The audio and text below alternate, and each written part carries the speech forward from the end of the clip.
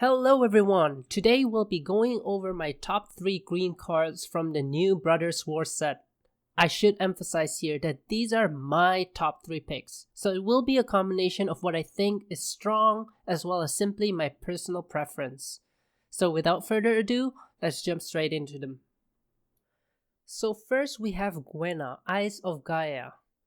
Gwenna is a green legendary creature, elf druid scout that costs 2 and a green. She has tap to add 2 mana in any combination of colors. Spend this mana only to cast creature spells or activate abilities of creature or creature card.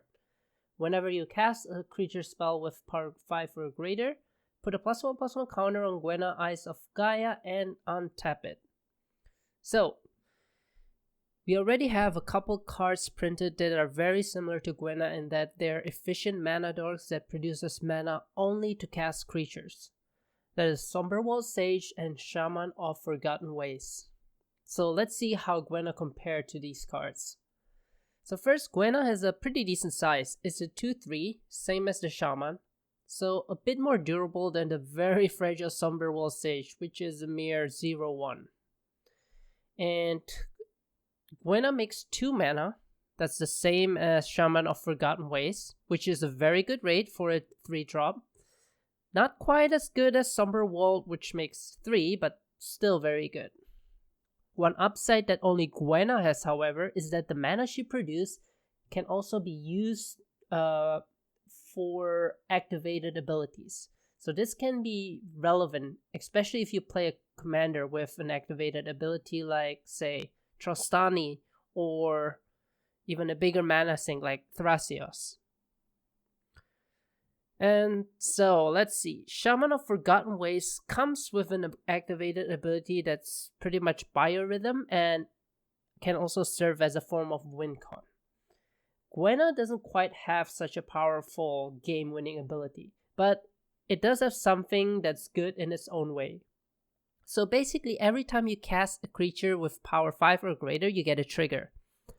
The +1/+1 that she gets, +1/+1 counter that she gets, it's okay. Not super exciting, but it can eventually make Gwenna herself into a big threat at some point. The other part, however, is that we also get to untap Gwenna, which means we net a free 2 mana to cast something else, or possibly another fatty to untap her again and get another 2 mana. So I would say compared to Shaman of Forgotten and Somberwall Sage, the decks Gwenna can be utilized optimally is definitely narrower. So I can imagine this can go wild in decks like Goreclaw that just wants to play a ton of big creatures and make them cheaper. In the case of Goreclaw, since it already makes casting big creatures cheaper by 2, having both Gwenna and Goreclaw will allow you to pump out a lot of fatties very, very fast. And let's see, another deck this can fit in perfectly is Ragadraga. Of course, mana dorks, right? So casting big creatures with at least 7 mana and 5 power will untap Gwenna twice. Now that's value.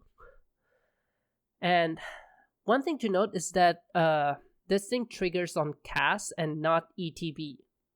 So effects like Cascade can synergize well here as well. And because, of course, Cascade will cause you to cast spell.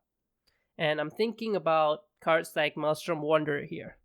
So casting Wanderer will untap Gwenna, which nets you 2 mana because Wanderer has power greater than 5.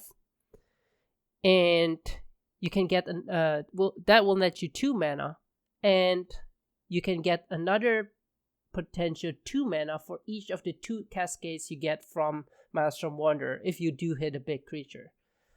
Or even spells like Creative Technique, which gives you a chance to flip cards until you get something to cast.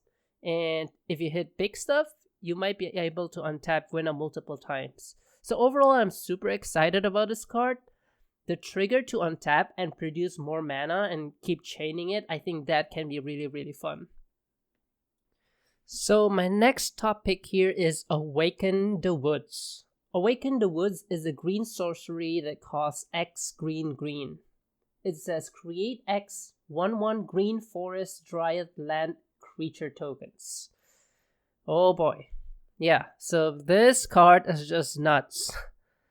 See, I'm both super excited, but also kind of feel disgusted about it. Like, this can be really disgusting, I feel like. And also, I don't think we have cards that produces land tokens before, so yeah, this can go pretty wild.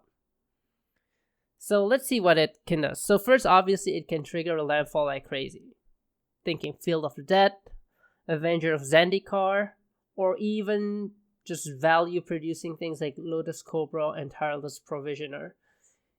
Imagine, even with X equals 4 or 5, this will go nuts. And second, it doesn't just, outside of triggering landfall, which is pretty obvious, it ramps too. Think of it as a super flexible ramp spell, right? One thing to note though is that the tokens do have summoning sickness because they're creatures, but that's still very fine.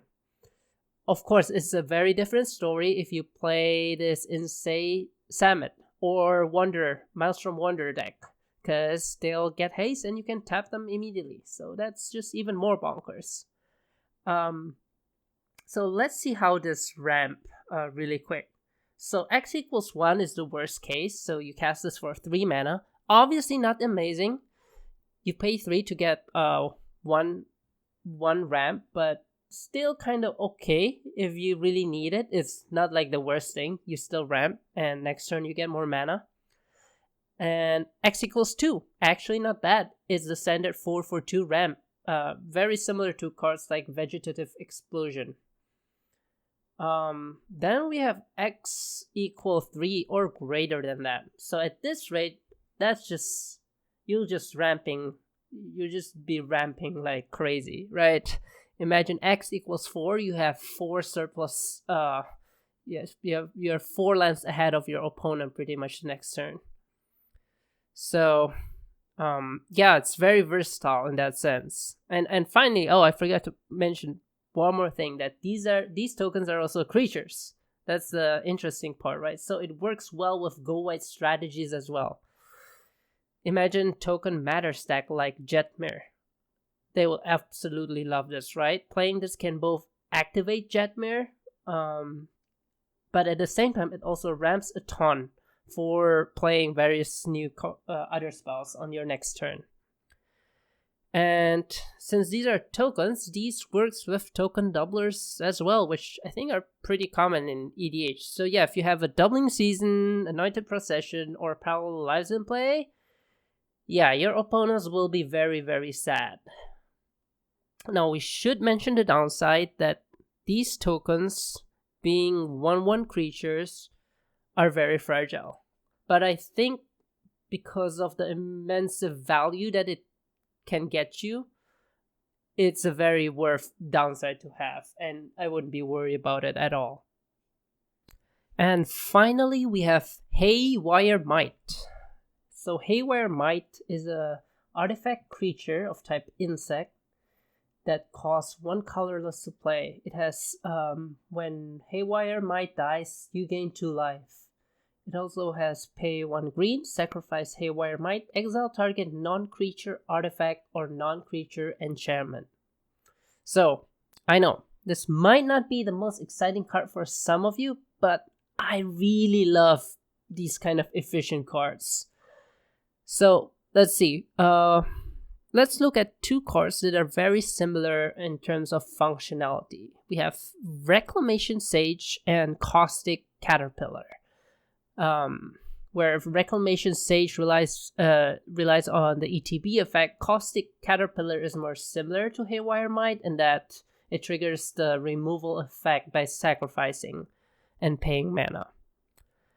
So, first of all, to get the removal effect for Haywire Might, it's practically 1 mana cheaper than both Rec Sage and Caustic Caterpillar. And furthermore, you don't have to pay all that 2 mana at once, making it even better at curving out smoothly. Right? You can pay 1 to cast it, have it in the battlefield, and at later turn, pay the other one, the green mana, to get the removal effect. The second major upside that I really like is the Exile effect. With the number of recursions and graveyard synergy in EDH, I think Exile effects are just often undervalued. Having the Exile effects makes this really, really good. And I think this is especially true with artifacts. There just seem to be endless way to recur artifacts these days. And last, there's one more small upside here, is that this card is fetchable by Urza Saga. Yeah, it costs 1 colorless.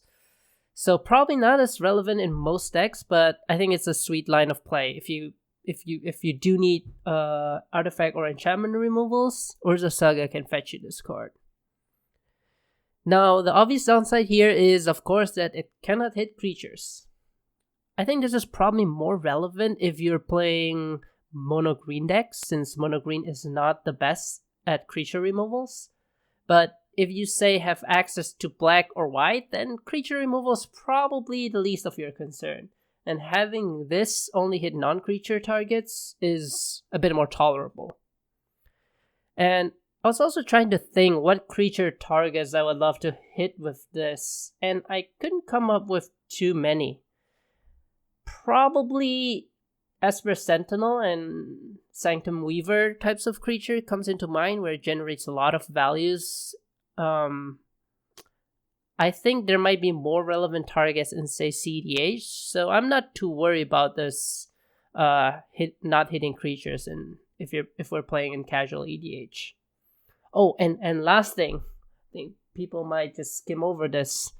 You do gain 2 life when Haywire Might dies. It's a really nice gravy for decks that can actually take advantage of it. Like, gaining 2 life instant speed can be relevant for gain life matter decks. I'm thinking of cards like Crested Sunmare, Dawn of Hope, or Well of Lost Dream. So being able to activate this and gain life at other people's turn, I think is a really nice bonus.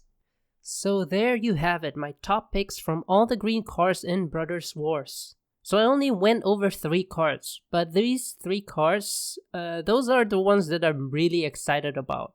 I cannot wait to try play Gwenna in my Maelstrom Wanderer deck, untapping it a bunch of times and gaining a lot of mana. And I also cannot wait to see what crazy things people will do with Awaken the Woods. Though that said, I'm also a little bit worried. So yeah, what about you?